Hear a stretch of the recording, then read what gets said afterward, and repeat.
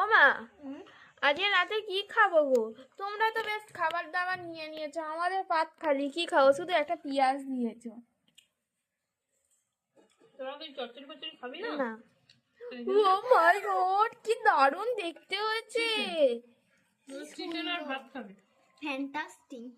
Fantastic বলছে রূপসা।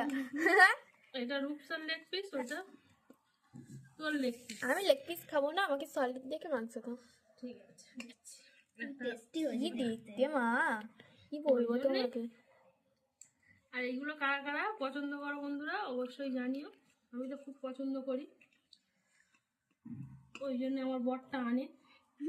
দাও খেয়ে নি বাবা, জিভে জল চলে আর এসছে। গন্ধটাও হেভি হয়েছে। এই বড় বড় আলু, এরকম পাতলা ঝোল আর মাংস যা লাগে, আর সাথে একটা পেঁয়াজ। রাত্রির খাবারটা জাস্ট চলে যাবে। হ্যাঁ, আমার জিভে সত্যি জল চলে এসছে। এখানে দেখো মশলা লেগে আছে। কি দারুণ। একদম আজ কষা টসা করিনি, পাতলা ঝোল ঝোল করে। ঝোল করেছে চিকেনে, মাঝে মাঝে ভালো লাগে। হ্যাঁ, কাই সবসময় ভালো লাগে না। সবসময় কারি খেলে গ্রেভি খেলে হবে।